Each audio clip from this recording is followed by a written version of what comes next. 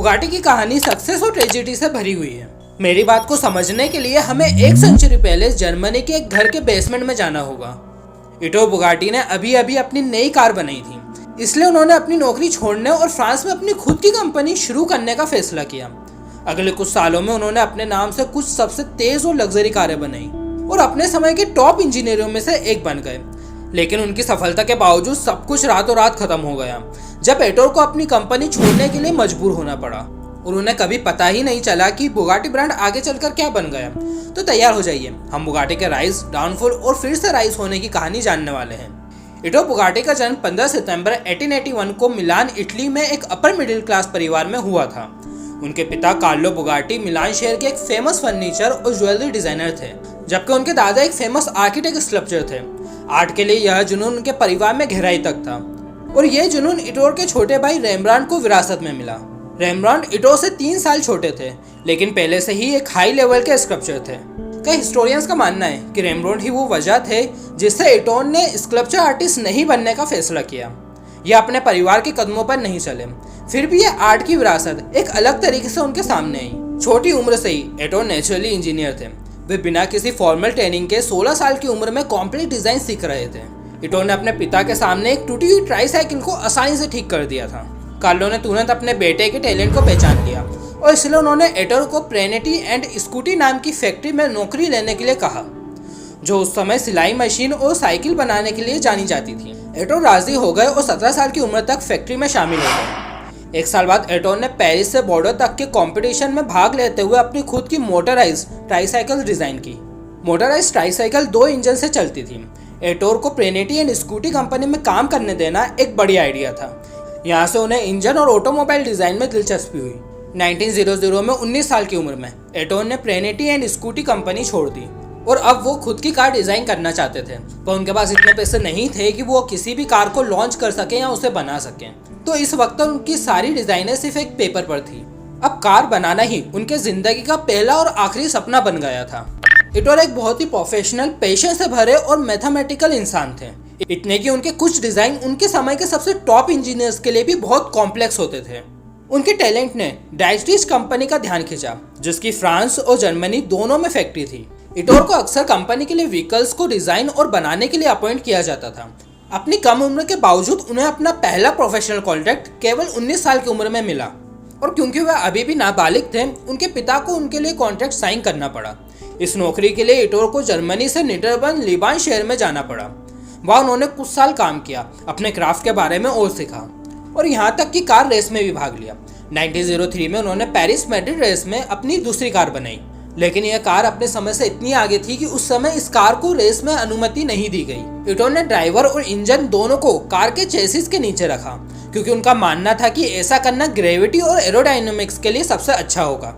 हालांकि बाकी सभी को यह अजीब लगा। उस समय हर दूसरा डिजाइनर का मानना था कि ऊंचाई पर बैठना सही तरीका है, लेकिन जल्दी यह डिजाइन रेस कारों के बीच आम हो गया। 1906 में इटोर ने डाइटिच कंपनी छोड़ने का फैसला किया।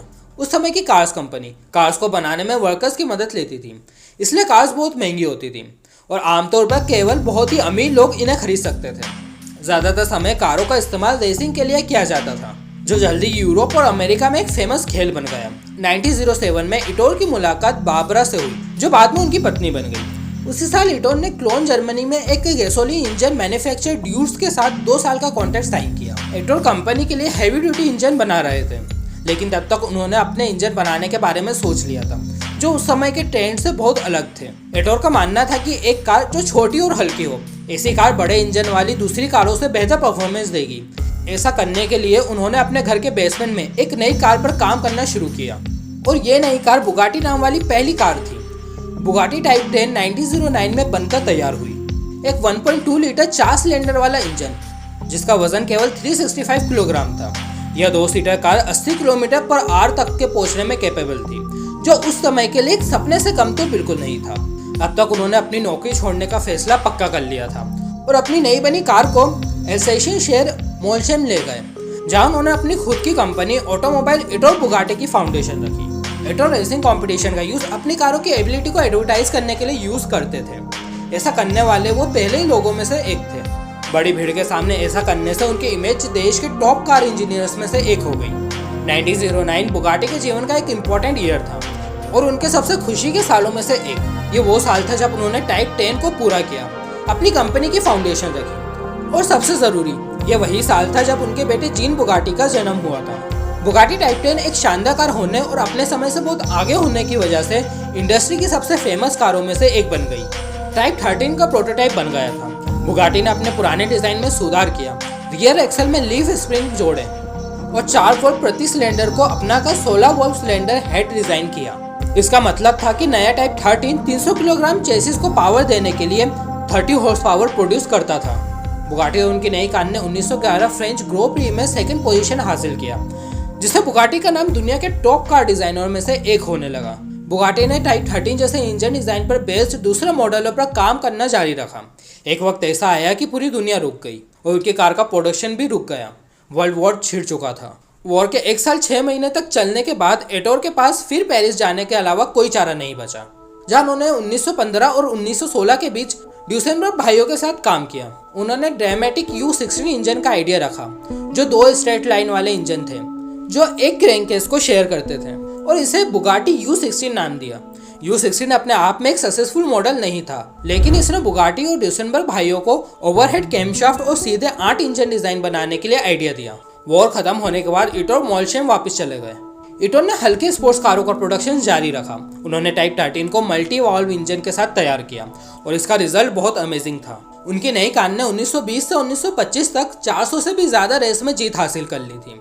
1926 से पहले बुगाटी टाइप 13 ब्रेसिया के 2000 प्रोटोटाइप बनाए गए, जिससे यह बुगाटी की सबसे सफल कारों में से एक बन गई। इटोर की कई कारों ने 1000 से भी ज्यादा रेसिंग कॉम्पिटिशन जीते थे। रेसिंग में जीत 1930 तक के जारी रही। एटोर और उनके पहले बेटे जीन बुगाटी ने लग्जरी कार इंडस्ट्री में जाने का फैसला किया और 1926 तक बुगाटी की पहली luxury car type 41 Bugatti royal showroom में आई।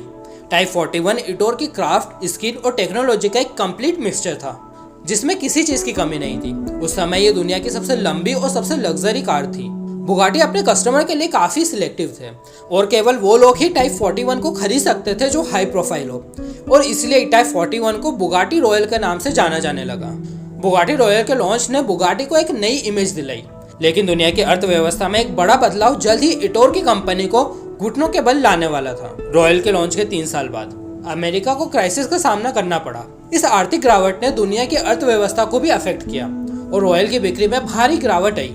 कंपनी की सेल्स बुरी तरह से अफेक्ट हुई थी। सेल्स इतनी अफेक्ट हो चुकी थी कि 1930 में कंपनी लगभग बैंकरप्ट के कगार पर आ गई थी। फ्रांसीसी सरकार ने बुगाटी से रेल को डिजाइन और मैन्युफैक्चर करने के लिए कॉन्ट्रैक्ट किया।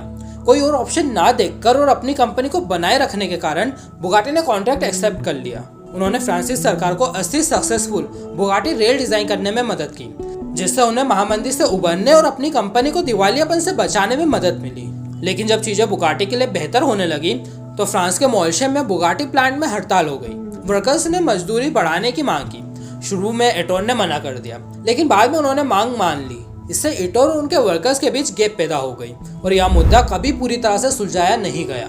सालों से एटोर बुगाटी ने अपना नाम दुनिया भर के अपने समय में सबसे महान मैकेनिकल डिजाइनों में से एक के रूप में बनाया। नाव, प्लेन इंजन और स्पीड ट्रेनों को डिजाइन और मैन्युफैक्चर किया, जो 100 किलोमीटर पर आवर से अधिक की स्पीड में चलने में कैपेबल थे। एटोर ने अपने बेटे जीन में एक शानदार साथी भी पाया। जीन एक जुनूनी इंजीनियर थे और अपने पिता जैसे टैलेंटेड। एटोर ने जीन को बुगाटी प्लांट की जिम्मेदारी सौंपी। नए बुगाटी मॉडल बनाए गए जिन्होंने पूरी दुनिया को अपना दीवाना कर दिया। उनमें टॉप एटलांटिक, राजसी रॉयल और टाइप 57 शामिल थे। उस समय बुगाटी के लिए सब कुछ बढ़िया चल रहा था, लेकिन एक पल आपकी पूरी जिंदगी बदल सकता है, और यही एटोर के साथ हुआ। जून 1939 में बुगाटी ने टाइप 57 टैंक के साथ 4 साल में दूसरी बार ले मैंस जीता। 2 महीने बाद जीन बुगाटी ने कार के साथ एक रोड टेस्ट की प्लानिंग की और खुद उस कार को चलाया, जैसा कि उन्होंने कई बार पहले भी किया था।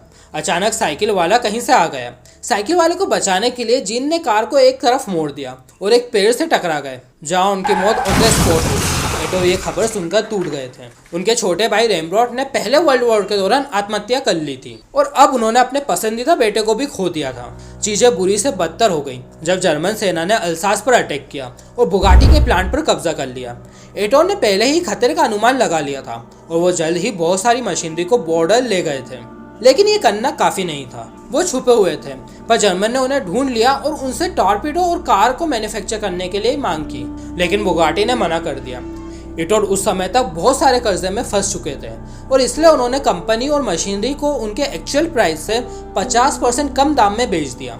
बुगाटी अपने परिवार के साथ पेरिस भाग गए। वॉर खत्म होने के बाद उन्होंने अपनी कंपनी वापस पाने की कोशिश की, लेकिन वो हार गए। चीजें और खराब तब हो गईं जब 1944 में इटोर की पत्नी बाबरा भी दुनिया में नहीं रही। अब तक उनकी हेल्थ तेजी से बिगड़ने लगी, फिर भी उन्होंने हार नहीं मानी। इटोर ने फ्रांसीसी सिटीजनशिप के लिए आवेदन दिया ताकि वो अपनी कंपनी वापस ले सकें। फिर 1947 में 66 की एज में इटोर की हेल्थ बुरी से बदतर हो गई। तक उन्हें एक फेफड़े में बीमारी हो गई थी। उन्हें एक भयानक स्ट्रोक का सामना भी करना पड़ा था। इस दौरान इटोर के पैसे उन्हें वापस मिल गए, लेकिन अच्छी खबर इटोर के लिए बहुत देर से ही थी, क्योंकि उनकी मेंटल एबिलिटी पूरी तरह से खत्म हो चुकी थी और उनकी कंडीशन केवल बिगड़ रही थी। अपनी कंपनी के वापस मिलने के केवल 10 दिन बाद इटोर बुगाटी का निधन हो गया। उनके परिवार के बचे हुए मेंबर्स को उनकी कारों के प्रोडक्शन को चलाने का कोई हुनर नहीं था और इस वजह से बुगाटी प्लांट को बंद कर दिया गया। बुगाटी कंपनी ने 1980 तक कुछ नया नहीं बनाया। 1987 में एक इतालवी इंडस्ट्रियलिस्ट रोमानो आर्टियोली ने कंपनी को खरीद लिया और बुगाटी ब्रांड को दुनिया के सामने फिर से लाए। 5 साल बाद एक पूरी तरह से नया मॉडल बुगाटी IB 110 को जनता के सामने पेश किया गया। यह नई कार 213 किलोमीटर पर आवर पर चलने में कैपेबल थी। कार की पावर और रोड अपीयरेंस दुनिया भर के लोगों में इंप्रेशन डाल रही थी, लेकिन इस कार की केवल 139 यूनिट्स ही बनाई गई और 1995 में बुगाटी फिर से बैंकरप्ट हो गई, जो कि मिसमैनेजमेंट की वजह से हुआ था। अब 1998 में बुगाटी ब्रांड वॉल्क्सवैगन ने खरीदा। तब हमें बुगाटी सुपर कार ब्रांड से फिर से इंट्रोड्यूस कराया गया, जिसे हम आज जानते हैं। फिर अगले कुछ सालों तक इस कार ब्रांड को वॉल्क्सवैगन ने गायब सा कर दिया, क्योंकि वो एक नई कार पर काम कर रहे थे। 2005 में बुगाटी वेरोन को जनता के सामने पेश किया गया और यह दुनिया की सबसे तेज रोड गोइंग प्रोडक्शन कार में से एक थी, जो 250 किलोमीटर पर आवर की स्पीड में जाने में कैपेबल थी। वेरोन 2015 तक कंटिन्यू रही, फिर इसे बुगाटी चिरोन से रिप्लेस कर दिया गया और आज भी बुगाटी सबसे तेज कारों के साथ साथ सबसे हॉट कारों में भी गिनी जाती है। अगर आपको ये बायोग्राफी पसंद नहीं आई है तो मिलते हैं अगली वीडियो में।